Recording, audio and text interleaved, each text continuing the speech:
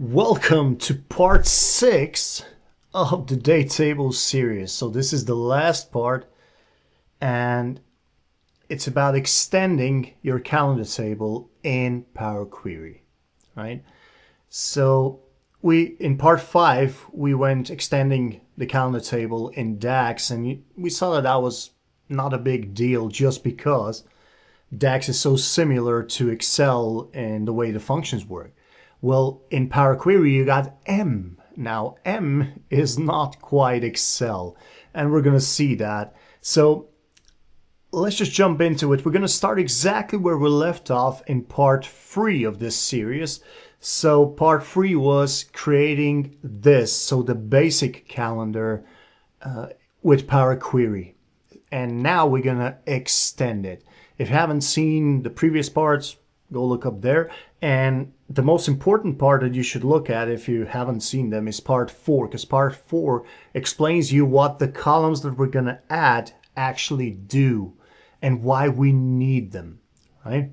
So we're going to start things off by adding a column that will be the year month, right? So what we need is a combination of the month name and the year. And I would really love this to be Jan space 17, right? Instead of like 2017-01 or whatever. I would really want this to be the first 3 letters of the name, the month name, and the last 2 of the year. So let's add that one. So I'm going add column, custom column, and the formula. So I'm going to call this year month, and the formula will be something like this. So let me make this bigger. So it will be text dot start, right? So I'm going to choose the first 3 from the month name. What I'm actually doing here is I'm writing left from Excel, the function left. And in M, that's text.start, right? So I take the month name column right here. So I take the month name and I say the first 3. That's what I need. Let me put that down. I say okay. And right now I have this. Now I need to add to this. And this will be like Excel. So add to that a space, double quotes, same as Excel, and then add to that. And now I need the year, but only the last 2 symbols from that. So what I would do is I would go text.end, but there's a problem. Text is a function, text.end is like the write function from Excel, and it works on, shockingly, text. But the year here is a number. So what I need to do is I also need to do text.from. So change that number into text and then give me the last 2. So change that into text and then give me the last 2 symbols from it. So this is what you get. This is the year month column, and now comes the most difficult one, but probably, as far as Power Query is concerned, in M, the easiest one, and that will be the year month index. We need that for everything, remember? So let's create that one. That was, again, a custom column. I'm going to call it a year month index, and this one will be, so the formula is going to be take the year, multiply that by 12, and then add the month. As simple as that. And these are our indexes, right? These are the year month index that January 2017 gets. And then if I went just a bit down, this is February 2017, and this is the index it gets. So it's +1, right? So this is kind of what we're starting with, the year month index. And now we go for the rolling 13. And this is where it's probably going to get the craziest as far as the whole M language is concerned. So I go custom column. I'm going to call this rolling 13, and it's going to be a rolling 13 flag, right? So true or false. If the month is in the last 13, then it should have a true or a 1. Otherwise, it should have a 0. So basically, this is an if, and then in the end, so joined by and, we need to have two conditions that both need to be met. All right. And in Excel, you know, that would be an if and then brackets and all that. Well, here, the if statement looks something like this. If and no brackets, then you go for your condition, and then you go then, and then you say what needs to happen if that is true, and then else. So that is your if statement in M. And now let's say what our if condition is. And this is where it gets kind of tricky, because what do we need to get? Well, we need to get the year month from, so the year month index from this month, right? And let's do it. Let's kind of do it step by step. So first, let me show you how that would look. I'm still going to leave the name rolling 13, although it's going to give us some intermediate results. So the first thing I want to show you is there's no today function in M, right? But there is date time dot local now, right? This is the function. Oh, I hate it when that happens. So this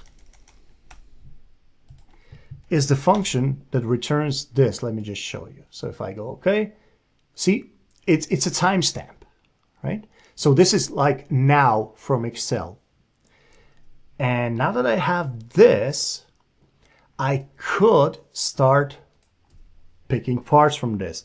So first thing I'll do is I'll say date.year from this, right? And we get what? Well, we get the year from that. And now if I multiply that by 12 and then add, and it's more or less the same thing, right? The same thing that we have over here. So let me just copy that.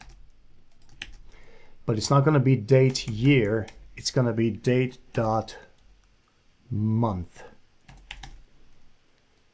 Okay, so let's see what that gives us.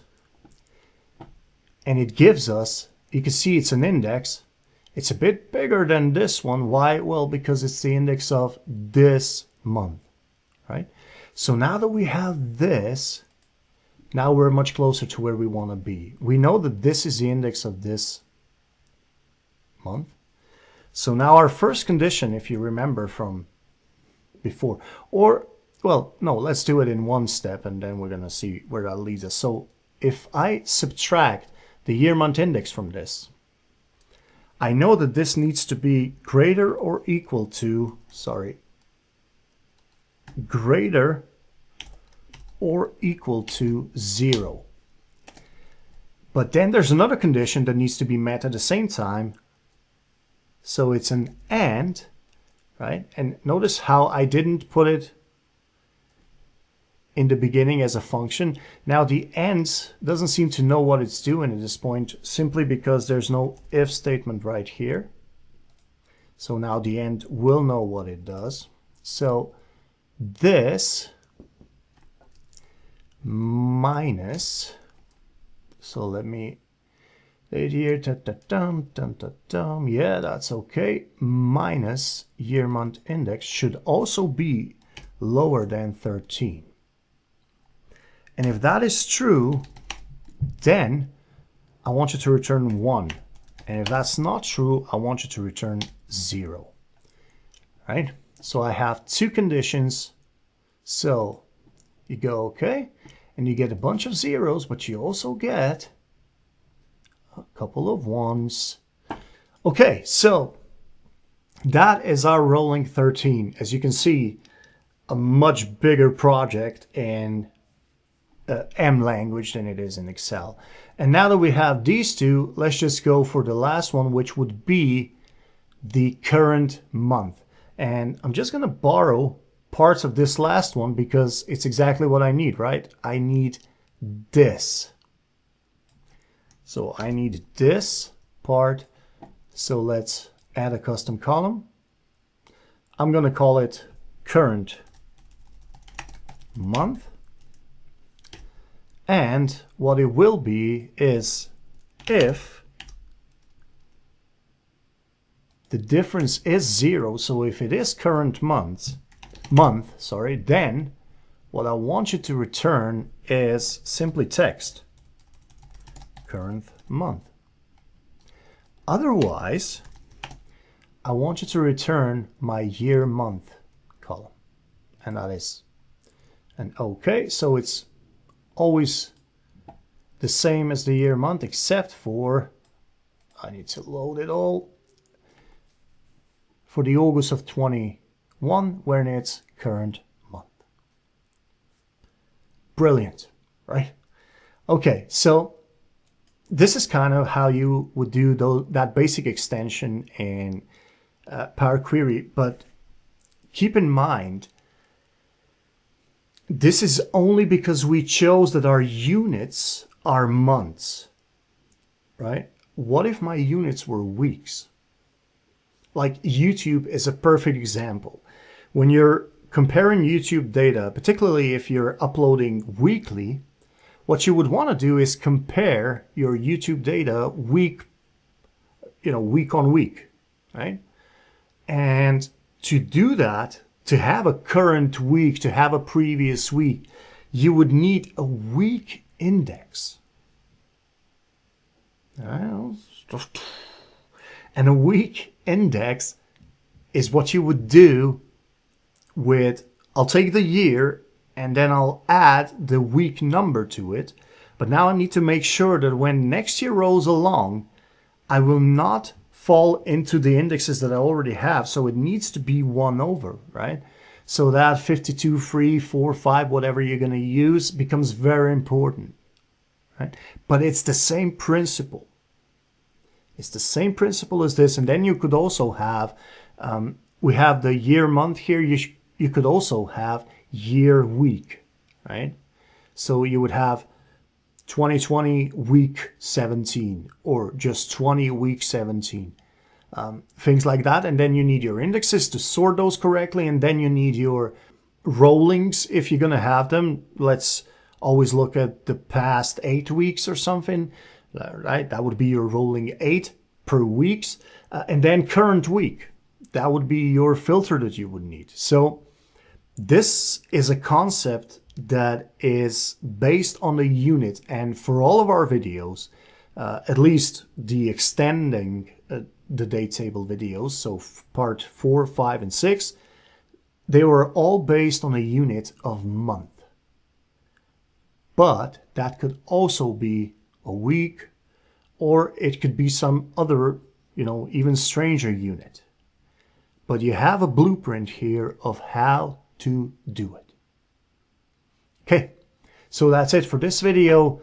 Thanks a lot for watching, and I'll see you on the next one.